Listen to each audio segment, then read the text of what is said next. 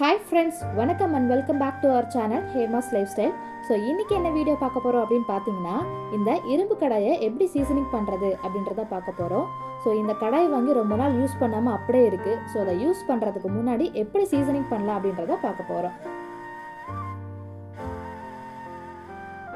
First இந்த கடாயை 4லேருந்து 5 time நல்லா சோப்பு போட்டு கழுவி வாஷ் பண்ணி எடுத்துக்கலாம். இதை ஒரு 2 மணி நேரம் அப்படியே வெயிலில் காய வச்சு எடுத்துக்கலாம். சப்போஸ் உங்களால் அந்த மாதிரி காய வச்சு எடுக்க முடியலன்னா இந்த மெத்தட் ட்ரை பண்ணுங்கள். அடுப்பு பற்ற வச்சு கடாயை நல்லா காய வச்சு எடுத்துக்கலாம்.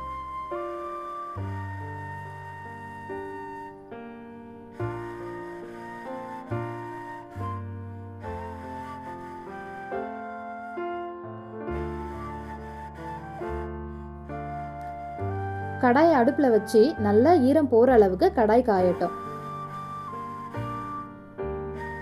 இப்போ நல்லா கடாய் காஞ்சதுமே ஒரு துணியை வச்சு நல்லா தொடச்சி எடுத்துட்டு கொஞ்சமாக தேங்காய் எண்ணெய் ஆட் பண்ணி கடாய் ஃபுல்லாகவே தொடச்சி எடுத்துக்கலாம்.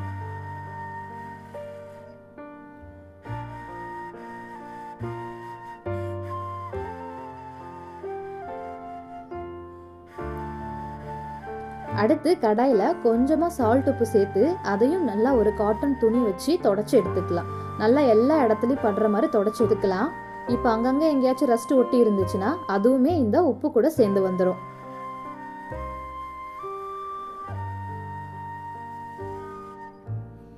இப்போ பார்த்தீங்கன்னா உப்போட கலரே நல்லா சேஞ்ச் ஆயிடுச்சு.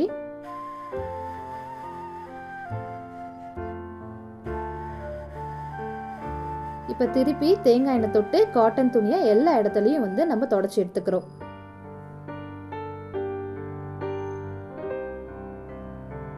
இப்போ கொஞ்சமாக தேங்காய் எண்ணெய் சேர்த்து ஒரு வெங்காயத்தை நம்ம தேய்ச்சி எடுத்துக்கலாம். கடாய் ஃபுல்லாக எல்லா இடத்துலையும் படுற மாதிரி வெங்காயத்தை தேய்ச்சி எடுத்துக்கலாம். சப்போஸ் நீங்கள் இந்த மாதிரி வெங்காயம் தேய்க்கலனாலும் சின்ன வெங்காயத்தை பொடி பொடியாக நறுக்கி கடாயில் போட்டு வதக்கி எடுத்தும் பண்ணிக்கலாம்.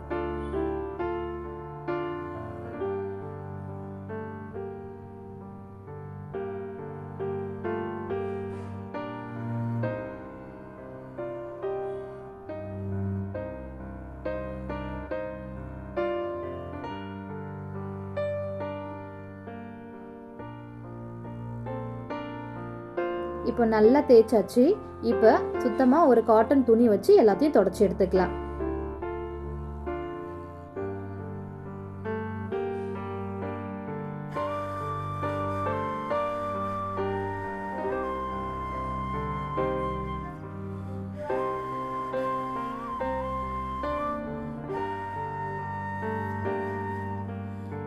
இப்போ இந்த கடாய் சமைக்கிறதுக்கு ரெடி ஆயிடுச்சு. இப்போ நீங்க மற்ற பாத்திரங்கள் எப்படி யூஸ் பண்ணுவீங்களோ அதே மாதிரி இதை பயன்படுத்த ஸ்டார்ட் பண்ணலாம். இந்த வீடியோ உங்களுக்கு பிடிச்சிருந்துச்சுன்னா மறக்காம சேனலை சப்ஸ்கிரைப் பண்ணிட்டு சப்போர்ட் பண்ணுங்க. இன்னொரு இன்ட்ரெஸ்டிங்கான வீடியோல சந்திக்கலாம். அது வரைக்கும் பாய்.